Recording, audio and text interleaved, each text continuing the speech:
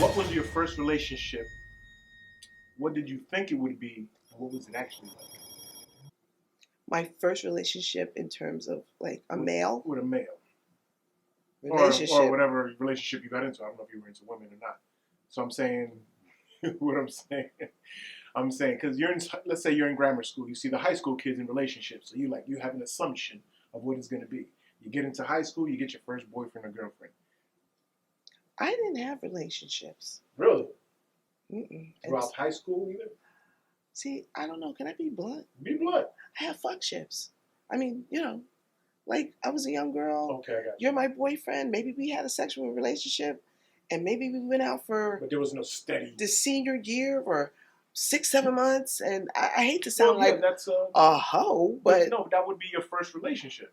No. So, I'm not saying like something you were committed, I'm in love, but this is the first encounter you have with the opposite sex where you're talking about sex maybe, or you never had none of that. It was just, you just had situations, I guess. Okay, clip out the fuck shit. That's how I wish.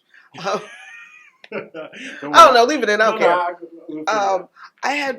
My first relationship, I always consider my first relationship was my son's father. Okay. Because there was a seriousness about it. He asked me to be exclusive, and because I was partying, I really did not want a boyfriend because it would put limits on me.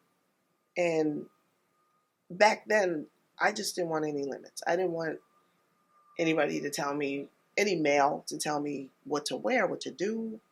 So I'm going to say at 25, that was my first relationship with someone I took very seriously and took me seriously. And it was great.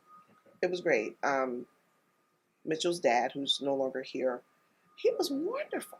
I mean, absolutely wonderful in the beginning, which is probably why I ended up marrying him. But that relationship was really good because I felt loved and I felt cared for, and I felt like he knew I loved him. Okay. Yeah.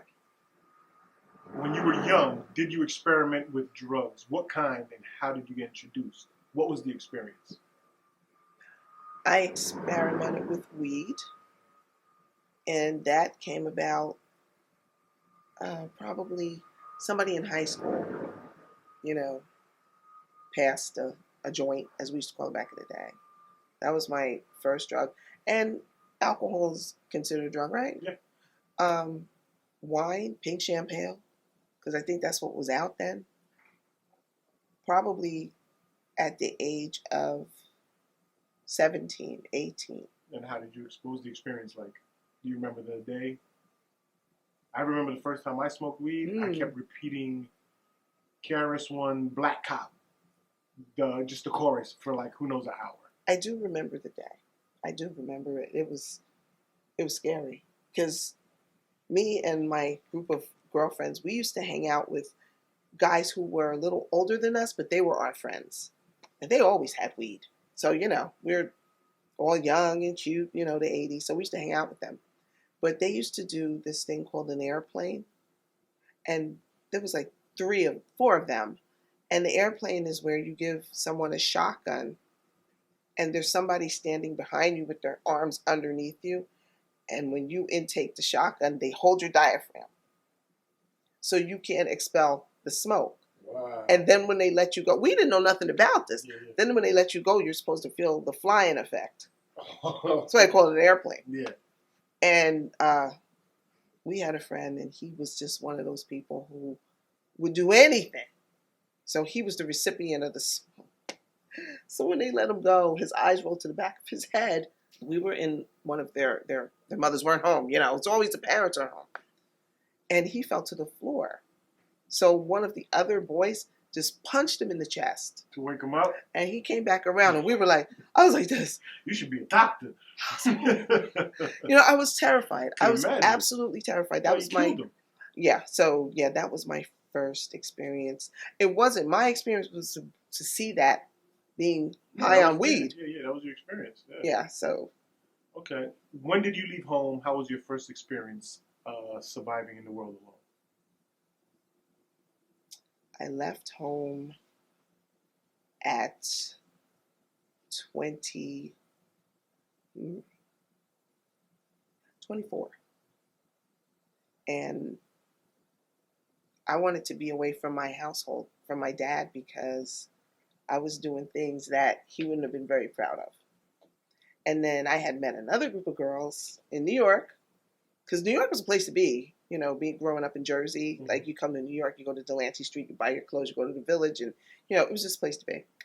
So when I left home, there was a friend of mine, associate, I'm gonna call her associate, and she had her own place. So I ended up staying there, and I was out there for about a year and a half, maybe a year and a half. Okay, so how was that like? Fun as all hell. Fun and dangerous. Okay. And extremely stupid and irresponsible. What year is this? Let me think. How old was I? It was in the 90s. Okay, no, it was in the 80s. I have to count back. My son was born in 93, so we're going to talk 84 to 86. Okay, wow. That's some rough years. Yeah. In New York? Yeah. In Newark? In America? Black neighborhoods in the 80s? Yeah, it was all that. All that. Wow. Crack era. Okay. AIDS era. Yeah. Yeah. How did you navigate? Navigational skills was tight. So this is when I started my whole rebel experience in the dance industry. So that's one of the reasons I went over there, because I wanted to do my thing, and nobody in my family knew where the hell I was. And so it was fun. I was making money. I was doing what I wanted to do. I was buying what I wanted to buy. Dance industry. Exotic dancing, stripper. Okay. So which was taboo back then. What's the energy like in New York? 84, 85 stripper life. A lot of girls got caught up in crack. So it was just a totally uncontrolled environment. That's why I asked, how did you navigate through that? Because your mind had to be controlled. You had to control your environment. You couldn't let your environment control you. And you had to be a very strong-minded person, because if not, you would have got sucked in. I mean, I saw so many girls get sucked into this life. But for me, it was just, I need to make this money. I don't care about no drugs. I just need to make this money. I want to make money because I want to have the money to do what I want to do, because it gave me freedoms. I was working, but then I quit my jobs because I'm like, why am I waiting for a check? Making what I make in a week. And I'm making that in a day.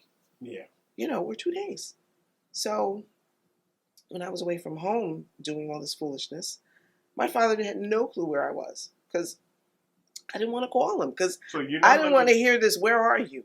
And you're not asking him for money, clearly. So does he ask where you get his money from? Where do you work? Okay, when it kind of first started, I was home, but then I left. And he asked me, where did I work? So I told him I worked in a retail store, like a high-end clothing store. Mm-hmm. What am I going to tell my dad? What am I going to say? My strict father? He would have cut my head off. And were you wearing your earnings, let's say? Like, were you wearing the fancy clothes when you saw your father? You see this right here? Back in the 80s, cut up jeans and T-shirts. So you didn't show out in front of your father like, hey, I got bread, I don't need it? No, I didn't dress like that anyway, because that's just not my style. Towards you? Nobody in your family knew you were doing that? I told Carol, my very close friend, because I said, if I'm in this industry, someone has to know. Yeah. I didn't tell Renee because I didn't want judgments placed on me. Because back in the 80s, this was taboo. Yeah. Now it's like, oh, everybody wants to do it and see it. And everybody has their own page online somewhere doing that. Yeah. So the girls I was with were girls that I met, along the way that I was hanging with. And what would we do? Go to work and then go out to dinner. How long did you do that for? 2 years, about 2 years. What made from you 84 years stop?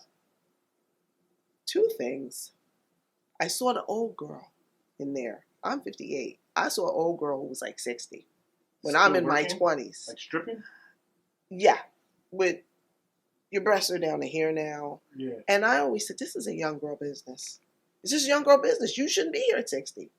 But my thinking is like tunnel vision. Like I have a way to look at things long term. And I'm like, hell no. Hell no.